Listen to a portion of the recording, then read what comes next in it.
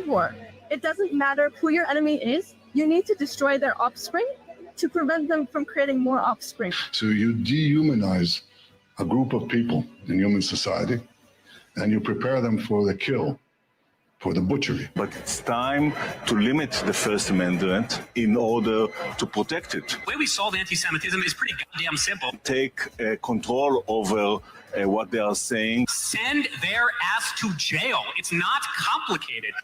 And quickly before it's too late. We're monitoring political Islamists and Christian nationalists, all of them. And then we train. We're the largest trainer of law enforcement in America. Extremism hate. We train 20,000 officers every year. Try that again. Because the comments made online about the Jewish youth. We deeply value our partnership with law enforcement. We've been working with them literally since the FBI was founded in the 1930s. Is that your account? We're going to have a whole division within the office of the Special Envoy to combat anti-Semitism that is going to work on technology. We must take all of our technological expertise and all of our available resources to develop methods to launch and win a significant counter-information campaign. Because it's not working. Too many young people have never heard of the Holocaust. The only solution right now is for the governments to decide that all the Jews are a protected minority. That means that the government will be obliged to provide the security. Upgrades to security. Jewish community shouldn't have to be paying for it. We have to pay for our own armed guards? Are you serious? Any candidate running for a seat in this building, whether for Congress or Senate, we will target them as they target us.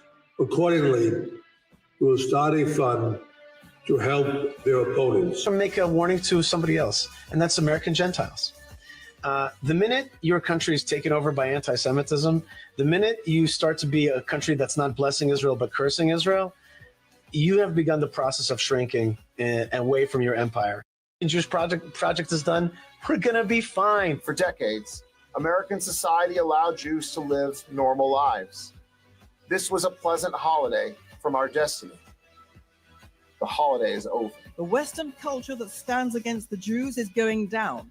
The West will survive only if it decides to love itself and if it decides to love us, the Jewish people. The Jewish people are not normal. We never really were. And now that Israel has turned the entire geopolitical situation on its head, our job in the diaspora is to leverage those wins and win here. Do to our enemies here what Israel did to its enemies there.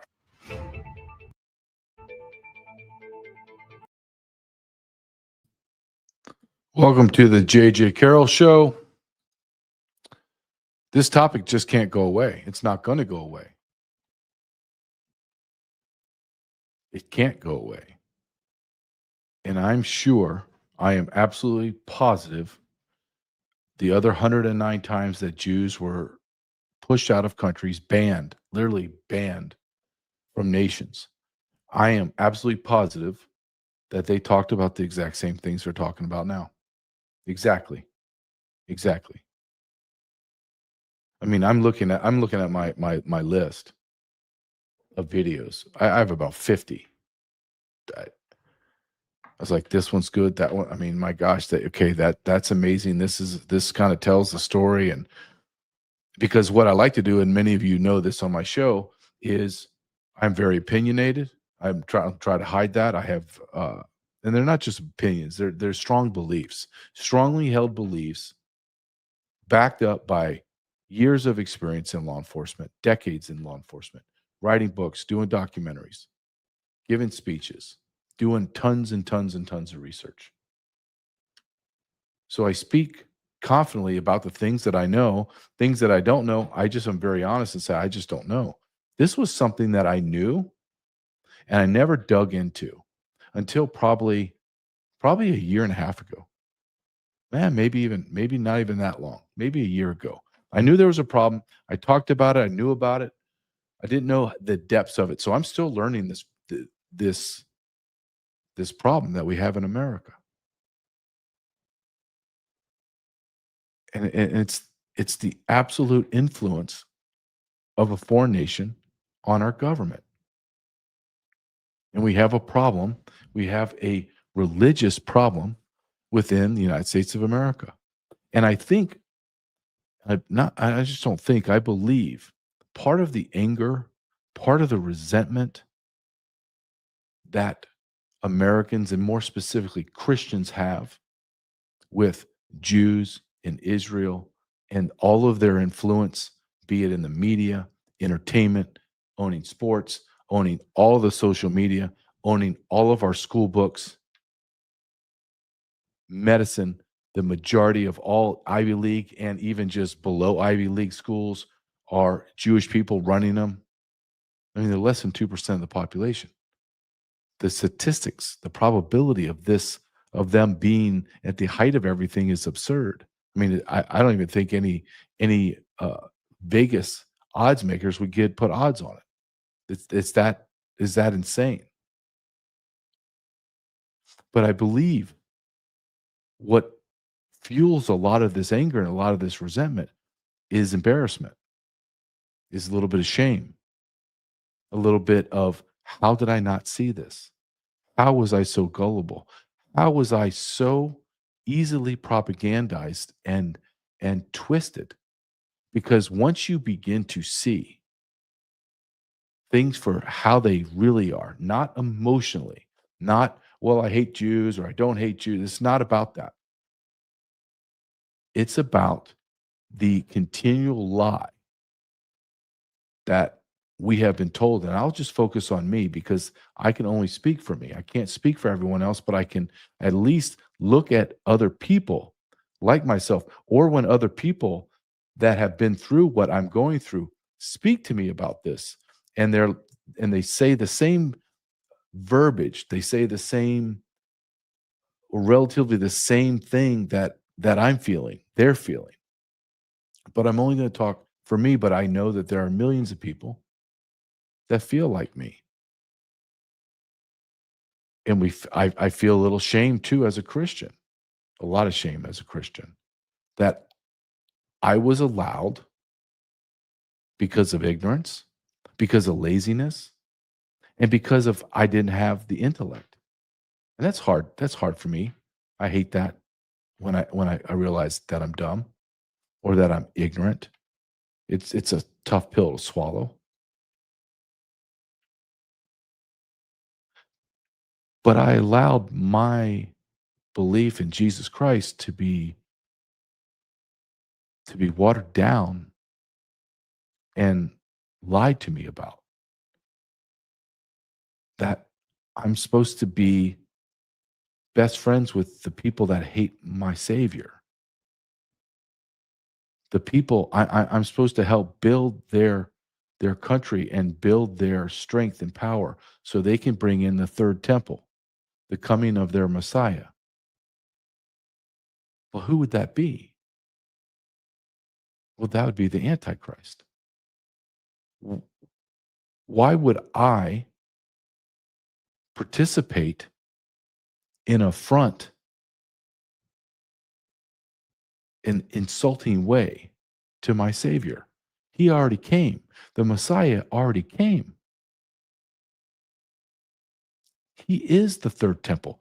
He is the manifestation of the Old Testament. He is what the Jews of the Old Testament were waiting on. They just refuse to acknowledge it. That's not my problem. Should we pray for people to find Jesus? Absolutely. I have family members that I pray every day. Please soften their heart. Let them accept you. And to a point, I can understand the people that are. Let me phrase it this way. I'll never understand how someone could be an atheist or someone who can't believe in God. However, I can understand on some level, because I feel this way about organized religion, even my own, that it is filled with liars. It is filled with a den of vipers. It is filled with grotesque propagandists, people that want to take money from the poorest, the most people that are on their ends. They're going through life and they're dying. They're grasping for some salvation. They're grasping for some hope, and they abuse that brokenness and literally take money from them.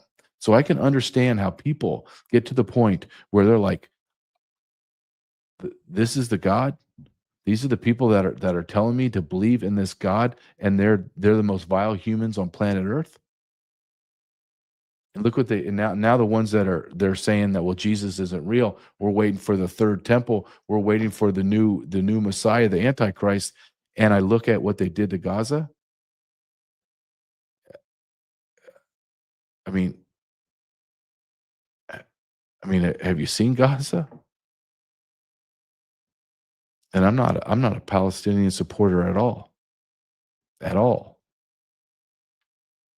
But can we just stop for a second and realize what we've allowed to take hold of our government, our society, and our culture? And when you look at the 109 different nations that the Jews were expelled from, they do the exact same thing. There is a divide. There is a conquering through division. There is a level of grotesque sexual perversion.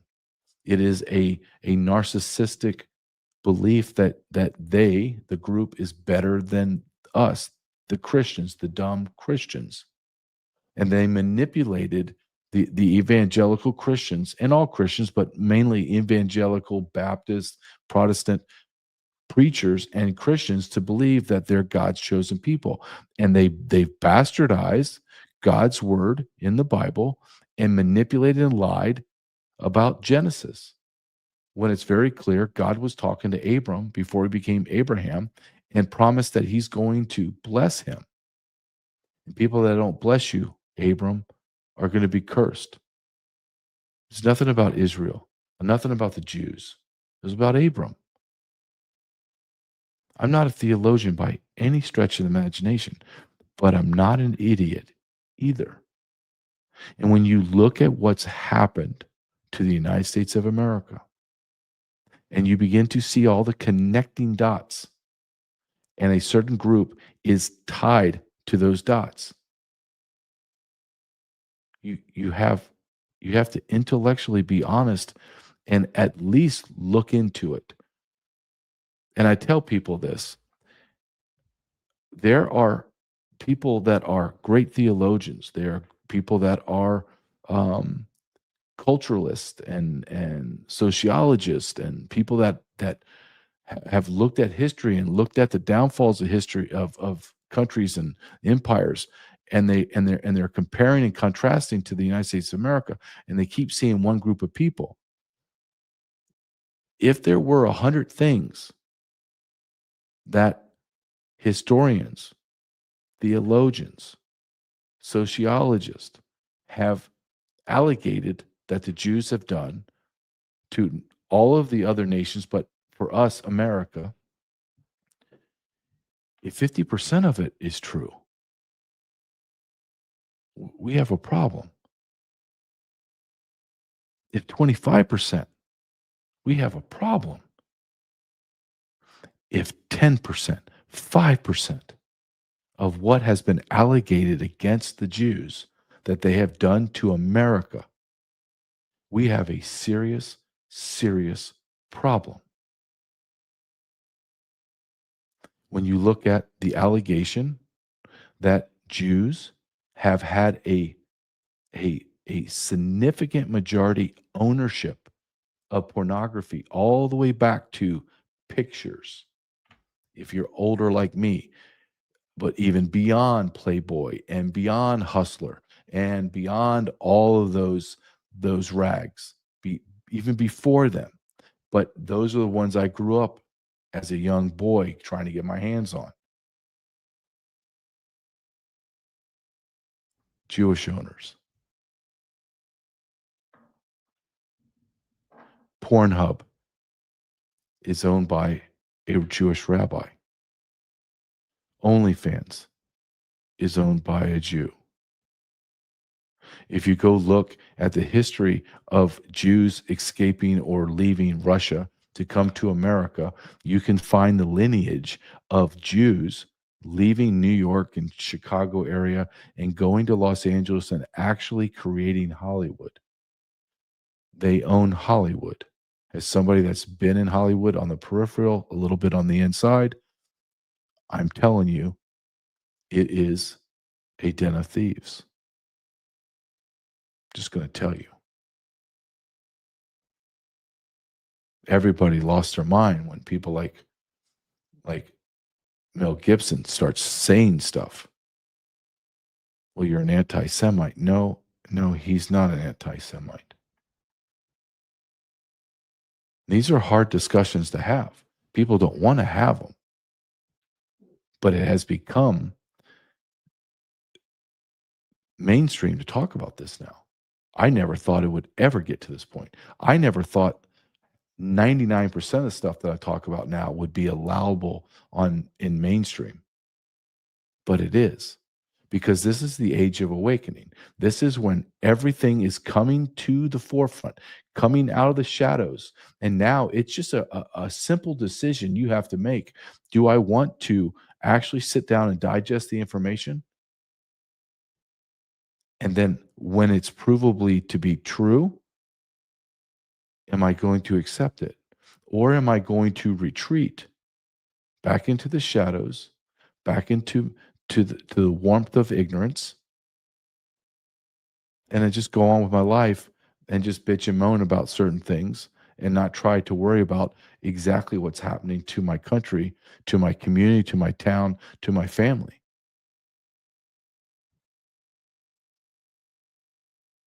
There are major, major changes happening in the world right now, and they are directly involving the United States of America. I have no love loss for Iran. I don't care about the Iranian people. I equally don't care about the Palestinians and the Muslims in Gaza. I absolutely, at the same time, don't care at all about the Jews in Israel and the nation of Israel. I don't care. And I don't care how that sounds.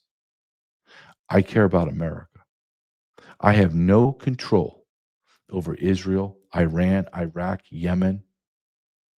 I have no control over France, Germany, England. I have no control. But I do, or I should have some control of what's happening to my nation. And I am involved, deeply involved in law enforcement, giving speeches, writing books, doing interviews. I feel like I'm doing my part. I feel like I'm doing what God has called me to do, and I'm tired, I'm exhausted, and there's times I don't want to do it. I'm just going to be very honest with you. But we all have a calling, and we need to stand up and be accountable. And when you are in a world of evil, and I do not mischaracterize what I'm saying, because what I'm going to say is very, very direct and simple.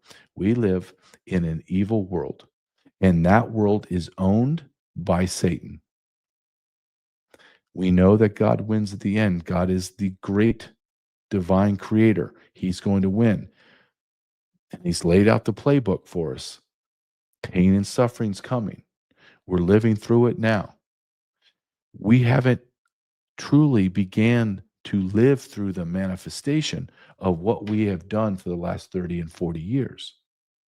When the manifestation of a nation that was created by God, which our founding fathers absolutely said that it was completely divine providence that we were able to create this nation.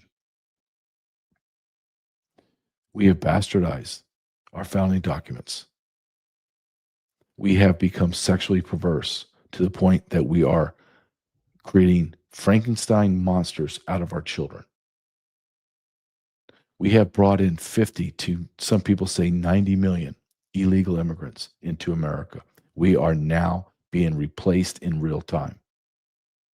So when you fast forward a decade, 2 decades, 3 decades from now, when your children are our age, and we now have grandchildren that are now 30s and 40s, and they are the minority in their own country, black, white, Hispanic, Asian, doesn't matter. They will be the minority, meaning they will be native citizens of America versus people that are foreigners that will maintain some type of citizenship or ownership and will dominate our children and our grandchildren.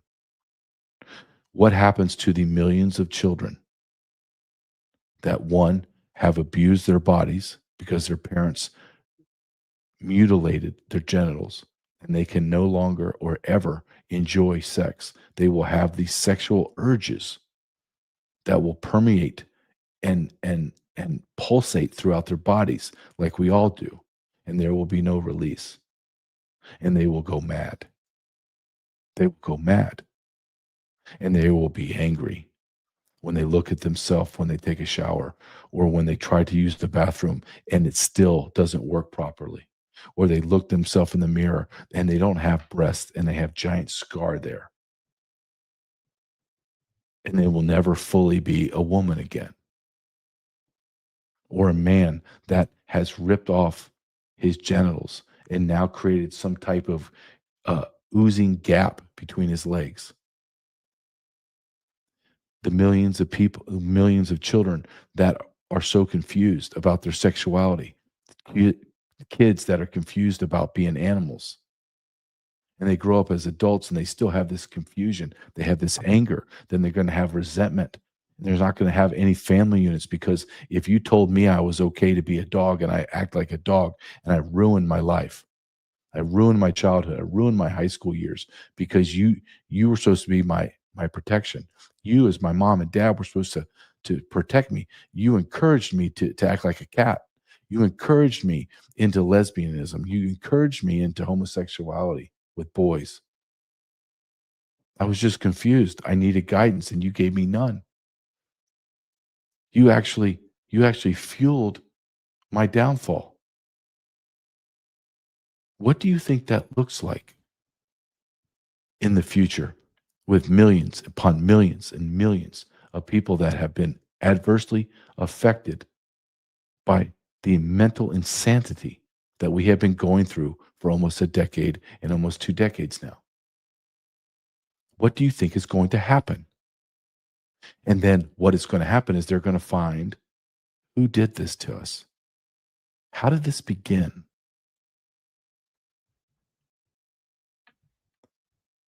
How did this perversion? We used to have Sunday night Disney movies. Now we can't let our children in front of screens because we're afraid within a click or two it's hardcore pornography. Who owns the pornography? Who owns the social media? Who owns the Hollywood networks? Who owns it all? Are there Gentiles owning that? I mean, we have to be honest. You don't have to like what I'm saying, but you're going to have to listen to the data. You have to listen to the truth.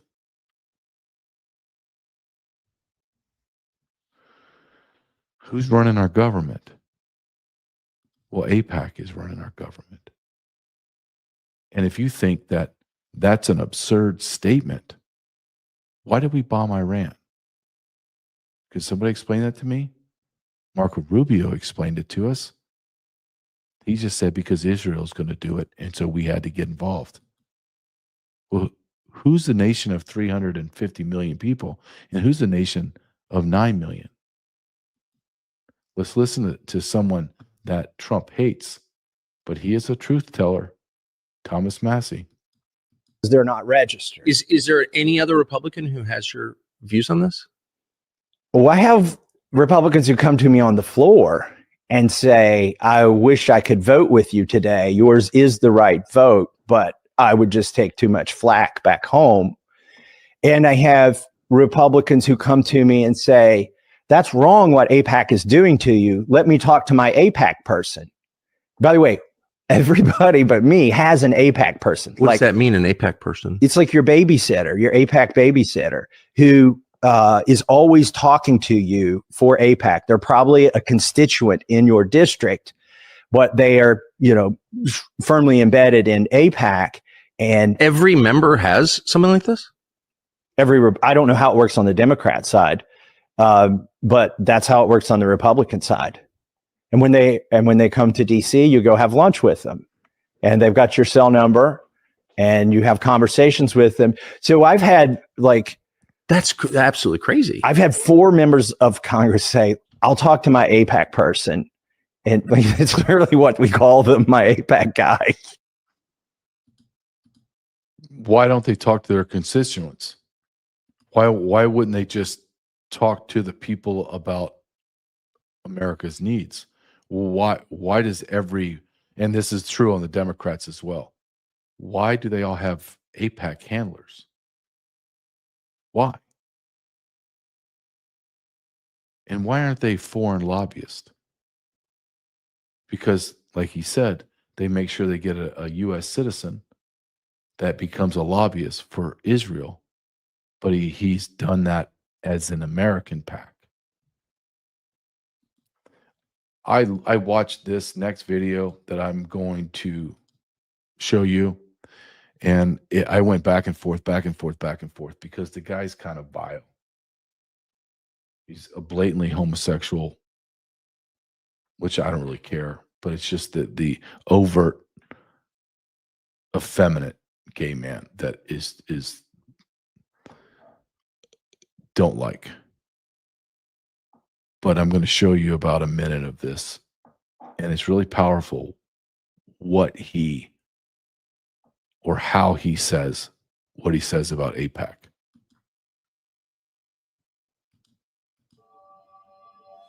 Okay, you know when you go to your high school reunion and the girl who used to bully you, like just because you took your backpack to parties, is all of a sudden a yoga teacher, and she's talking about like inner peace and loving kindness, and you're like, oh, I don't know, maybe she's changed.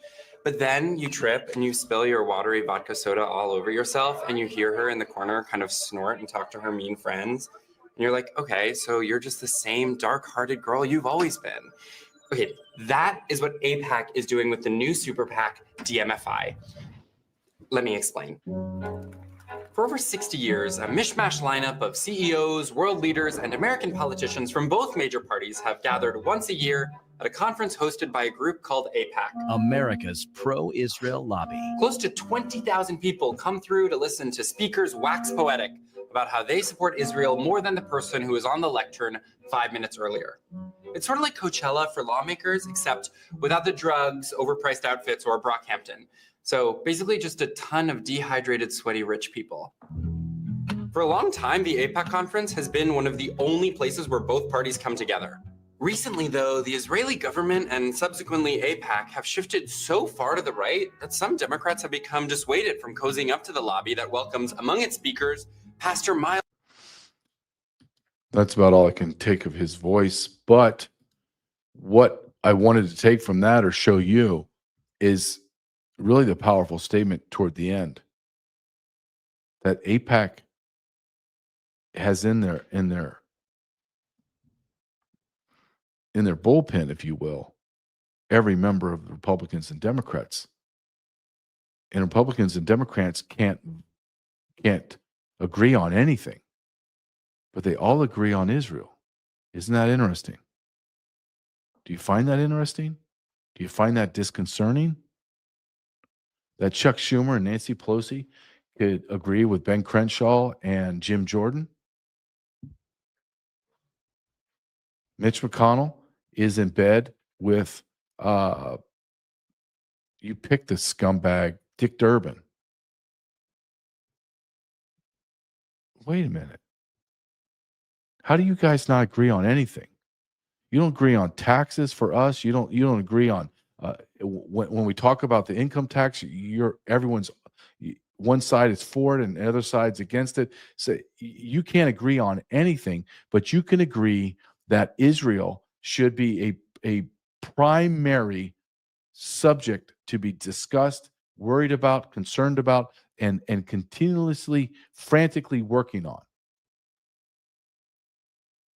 You don't have a problem with that?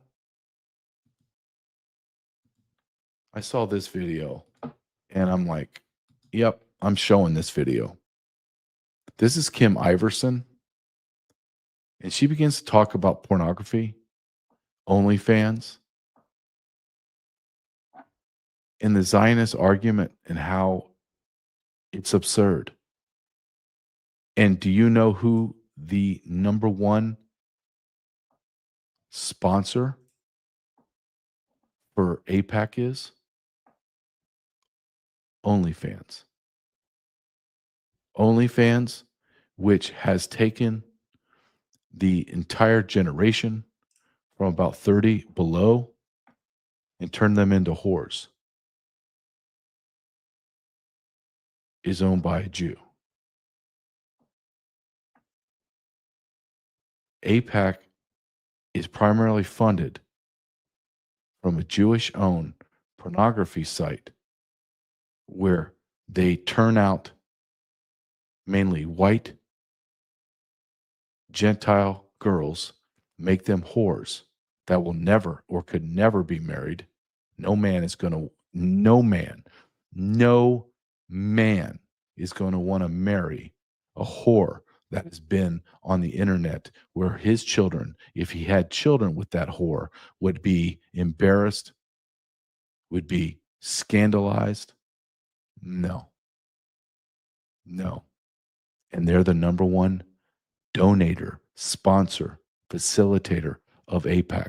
So we have massive amounts of pornography money funding AIPAC, and AIPAC funds our politicians, and our politicians are now compromised to Israel. Do you see how this all works? Do you see how you can't turn your head from it now? And when you see it, you'll never, ever be able to unsee it? Founder of OnlyFans. Now, OnlyFans is a porn site. Women are on there. It's just like sex workers. I'm not really exactly sure what they do on OnlyFans, except I know there's a lot of sex and a lot of nudity, and a lot of guys pay a lot of money for it. And this guy is worth, this is Leonid Radvinsky, he is worth about $8 billion. He is the number one funder of AIPAC. So he's making money off of porn, which also a rabbi owns Pornhub, by the way. And he's making all this money off of creating a degenerate society, reeling Americans and maybe others around the world into degeneracy, ruining families, ruining wholesomeness in America, going totally against Christian values, making a fortune off of it, using that fortune to then fund AIPAC, which is, of course, the lobby group that pretty much talked all of our politicians into getting us into this war.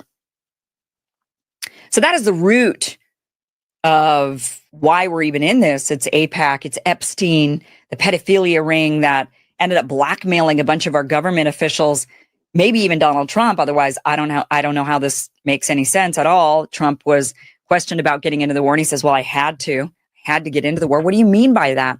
Are you being blackmailed by the Epstein files? Is there somebody you love or yourself who's being blackmailed with a bunch of pedo tapes? And this is a Christian holy war that God has anointed? I mean, that's really the argument here, that this is holy, this is wholesome, that this is sanctioned, this is a wonderful thing.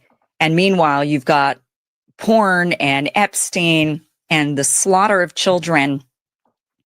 And you can still tell yourself that this was some sort of a prophecy of God's. Maybe has it not occurred to you that maybe you're actually the evil one? You are Amalek and not the other way around?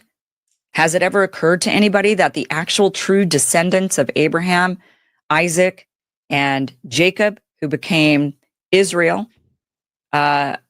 is actually the Palestinians, the Samaritans, the Lebanese, the Syrians, that they're the actual descendants of Israel, and these others who've shown up are actually... I found that fascinating, and maybe something that you didn't catch that I did, just because I do this every day, and I catch this with people. I catch this with people who are so perplexed by what they're seeing and witnessing that she's obviously an extremely intelligent woman, articulate,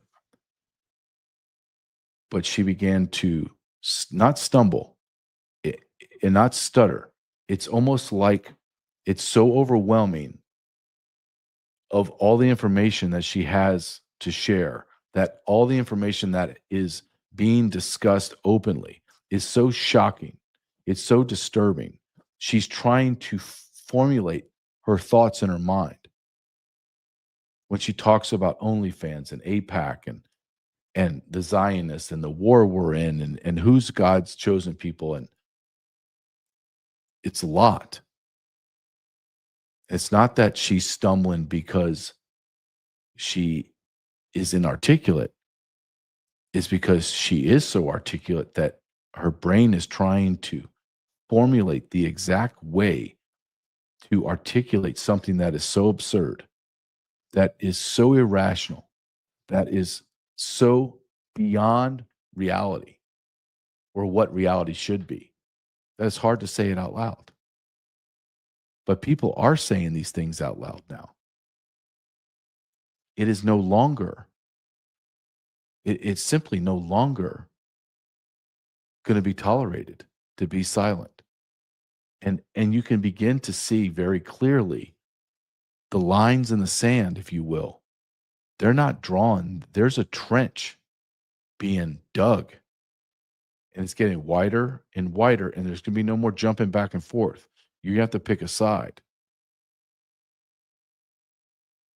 Americans are dying in a war that Americans don't want.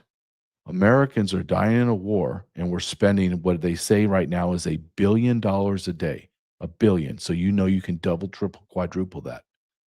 We're fighting in a war that no one voted on. But this goes beyond Donald Trump, President Trump. We've had presidents since, as far as I can remember, Clinton.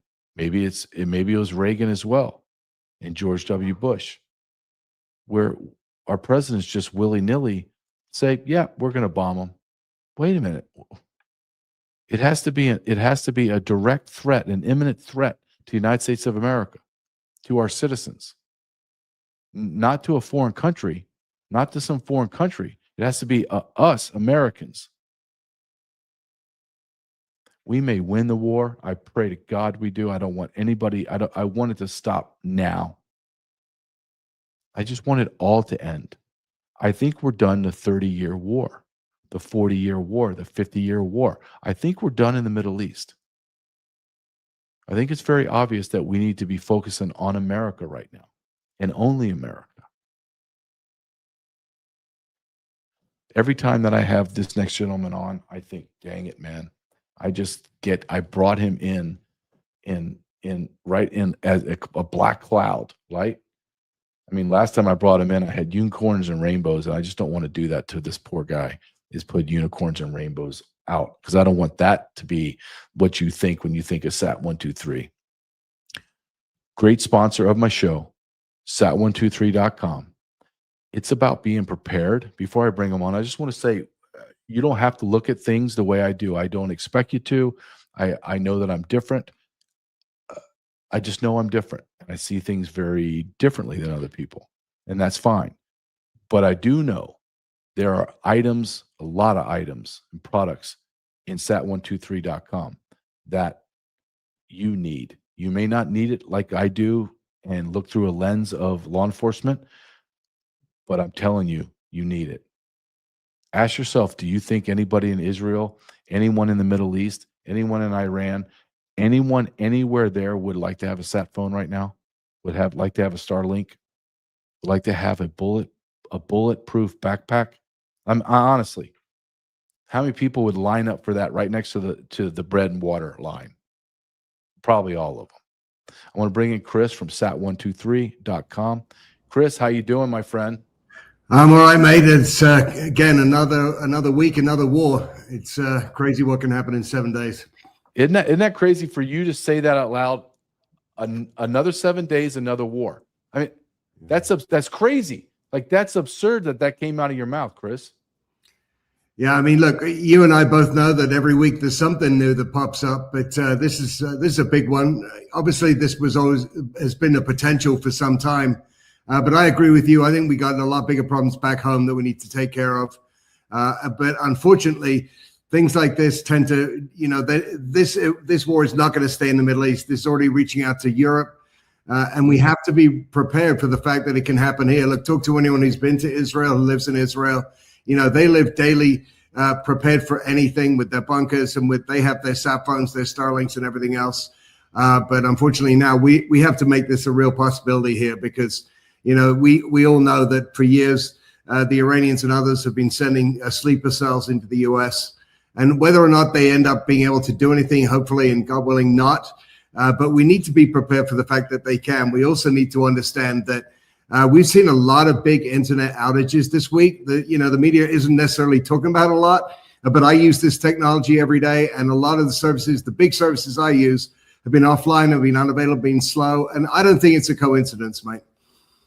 No, I don't either. And you hit on something that I'm very aware of is the terror cells in America that in the 4 years under Joe Biden, over 200,000 special interest aliens, that's just jargon for terrorists, have poured into the country. And that's just what we know about. So even if I said to you, or you said to me, well, JG, that's absurd, 200,000, and I'm able to prove the data to you, but you're still defiant. Like, I'm not going to believe that. Then I come back to you and I just say simply, okay, what if, Chris, we come to the realization, the compromise that I am crazy, that I'm lying to you? What if we make an agreement that I'm 99% wrong? And you say, okay, then I come back and say, well, that's 2,000 terrorists. You're okay with 2,000 terrorists being in our country? You know what kind of damage they could do, Chris? I mean, it's unimaginable what they could do to us. I think what was about 24 people who were mostly involved in 9/11. So let's say it's 0.1%. It's 200 people. It's 20 people. 20 people, with the right knowledge can do a ton of damage. But again, I think that we're already starting to see the cyber warfare, escalate with the outages that we're seeing that, we didn't have a week ago, some big outages. And I think there's more coming.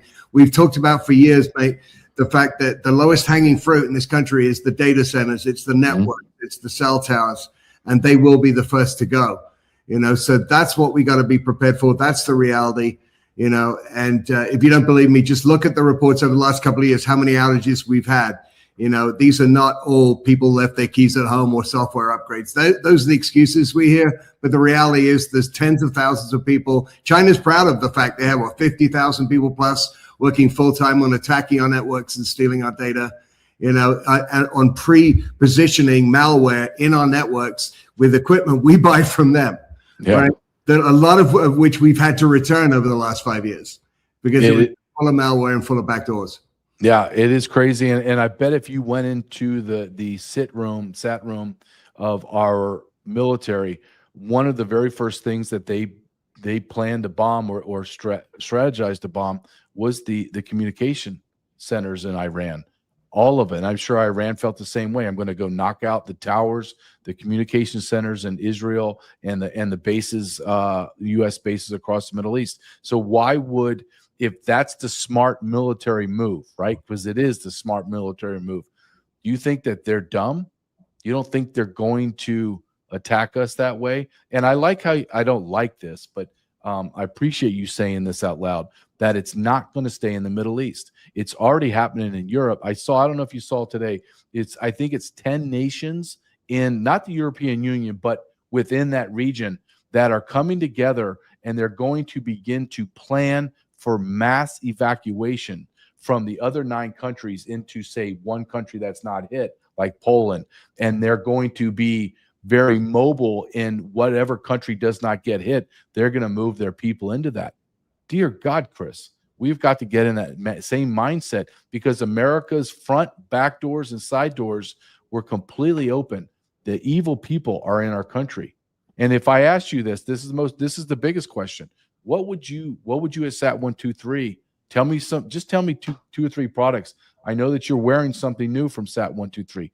Tell us what you have in your tool belt that you're like, everyone should have this. Well, look, I'll start with the latest product that I'm wearing. This is the tactical hoodie that has Faraday pockets. That means that if you put your phone in here like I have, as soon as I put my cell phone in here, it can't be hacked and I can't be tracked. No case, no nothing. It's already built into the lining of this breast pocket and 2 pockets here at the side.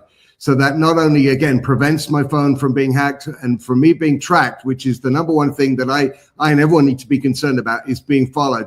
It's not just, single women who need to worry about it, or any kind of woman. It is men too. We are being tracked. There are people out there who are after us. They're after our data, right? And it's so easy to get into someone's cell phone with the right software, unfortunately. And so you think about what's on that phone that is private and very valuable to you. It's everything. It's social security numbers, bank accounts, cards, everything. It's on that phone. So you want to protect that, and you want to protect yourself. It also stops the waves, the radiation from going into your body. And look, we're all getting fried with these electromagnetic waves, every day with the Wi-Fi, with the 5G, and with the phones that we put right next to our hearts and our lungs and our big organs. And we need to protect ourselves from that as well. But this is a new product that is just $199 on sale right now, or free with activation when you get a free sat phone. Mate, that's at sat123.com/JJ.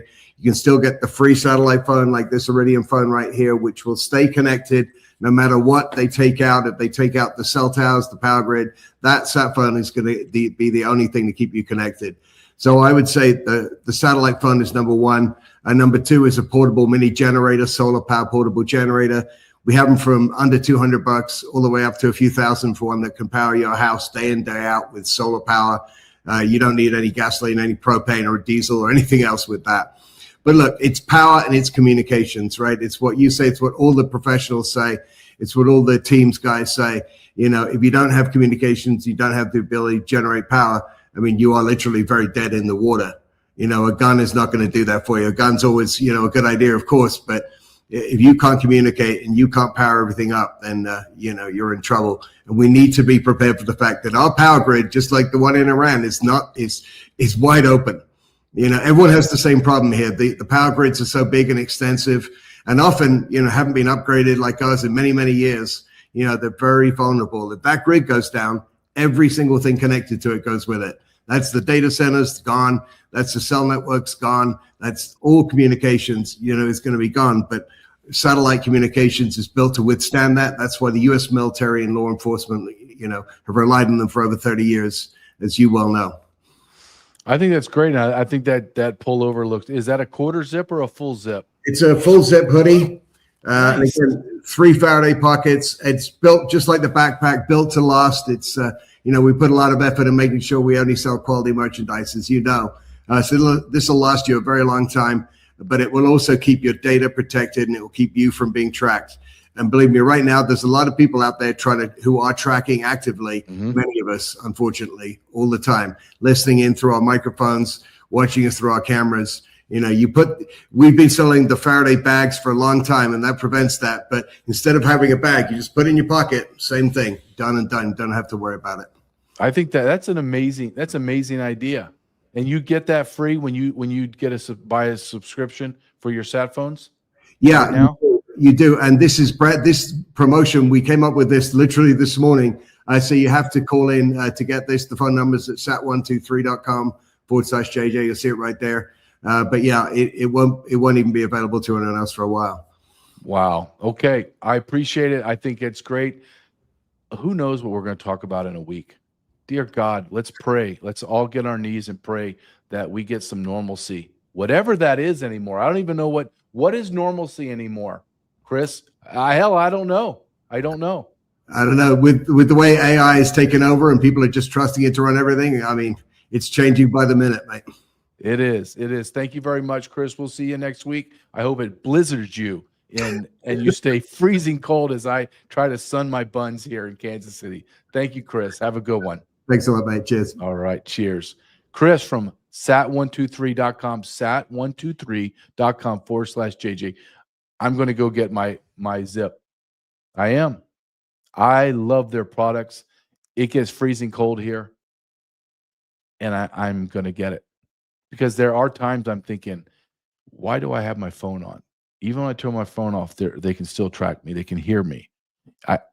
It's almost like I can think about a product and then it pops up on my phone. It's frightening. So to be able to put it in my pocket, that's safe. I always like things up here. I don't like it hanging down below my waist. Up here. Sat123.com/JJ.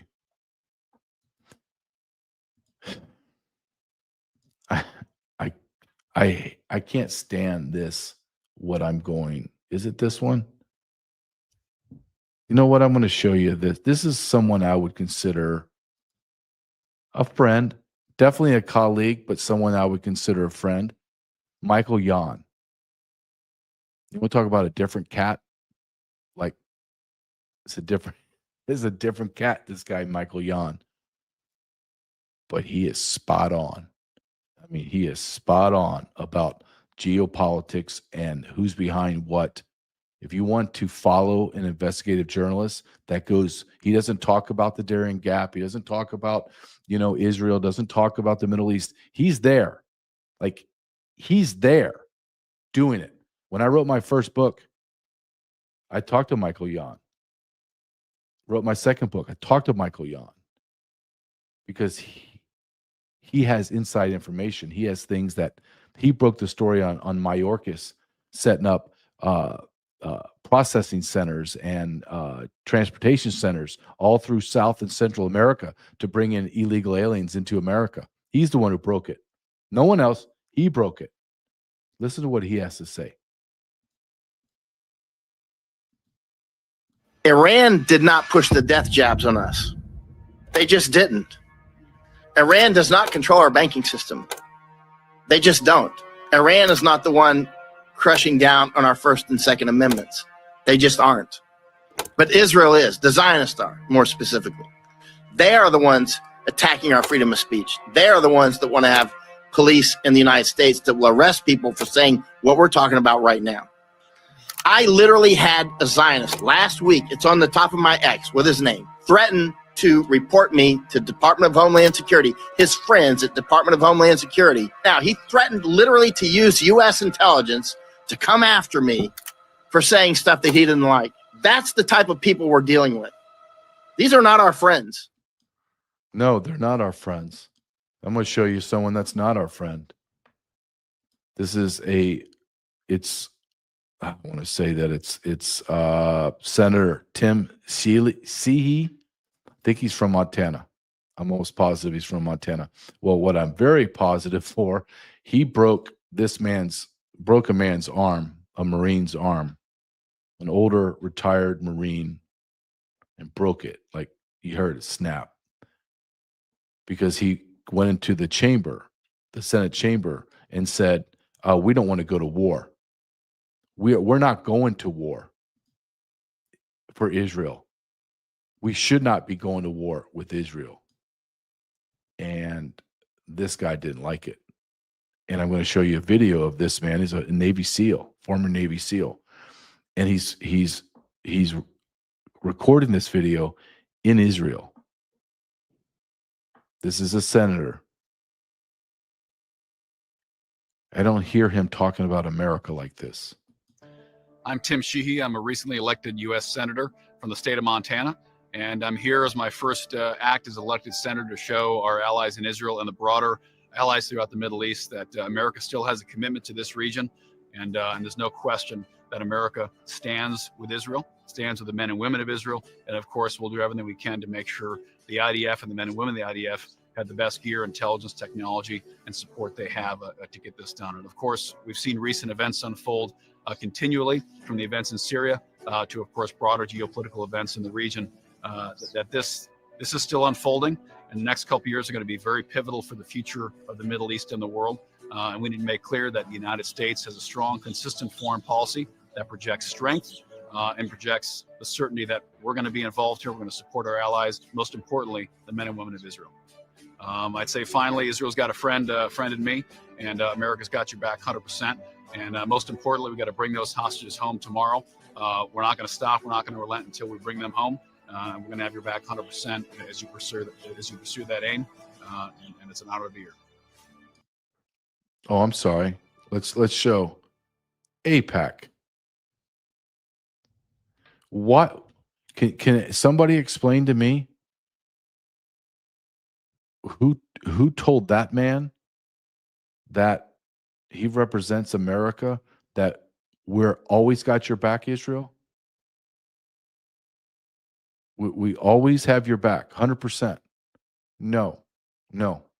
That's not what our Constitution says. That's not what our founding documents say. That has nothing to do with America.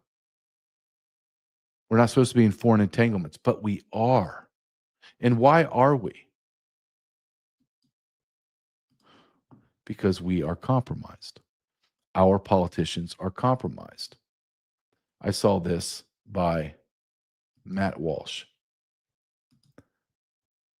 And it's important to play this because he asked the question that no one really wants to ask. And I'm going to ask it. I have asked it many, many times.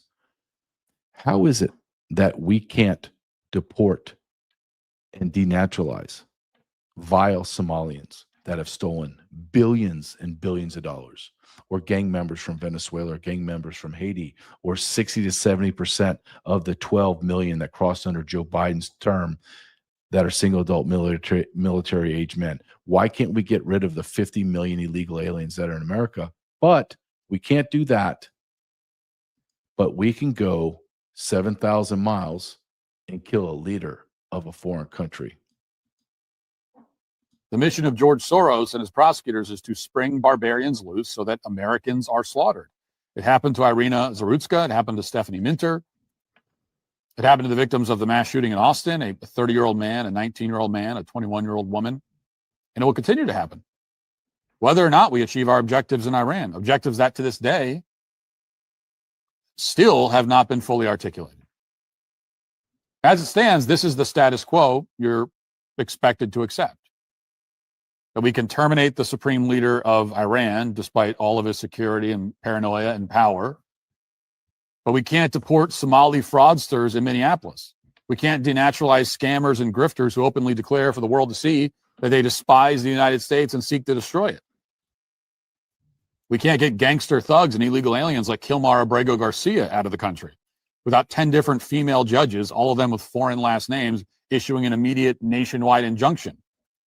We can't imprison the insurance executives who are ripping off Medicaid by sending massive payouts to fake autism treatment clinics and leering centers while keeping a cut for themselves, of course. None of that is possible, apparently. So we can eliminate a threat thousands of miles away, a threat that's supposedly urgent, but we can't do anything about the clear and obvious threats that are living in this country right now. Why can't we? Matt Walsh is spot on. Why can't we? Why can't we get rid of 50 million illegal aliens? Why can't we get rid of all the criminality in our inner cities? Why does our country have to be tearing down and becoming a third world nation? Why is our demographics so destroyed? Why is our culture and our society being denigrated sexually through sexual perversion? Why?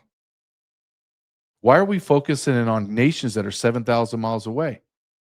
The same question should have been asked when we went to war with Vietnam. Why are we going to Vietnam? They have wooden boats. How are they going to get to America?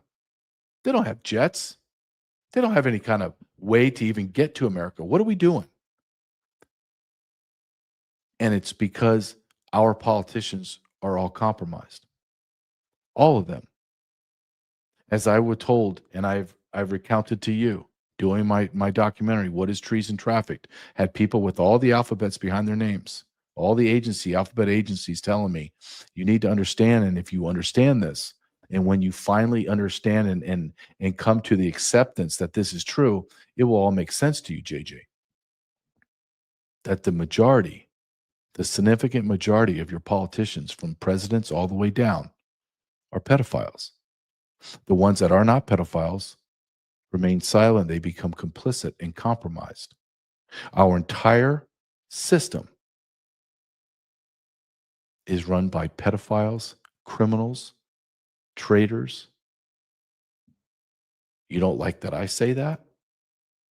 Well, listen to the Attorney General, Pam Bondi, when she said, and I'm almost going to quote, "If I arrest everyone in the Epstein files, the system will collapse." What does that tell you, America? What does it tell to you? What does it say to you when we spend $1 billion a day on a foreign country to bomb them into smithereens? When our country, our citizens, We need that $1 billion a day. When will we finally and bravely state to everyone around us that we are America first, that we are America only, and everyone else, go home, take care of yourself, because you're not getting any more money from the United States of America.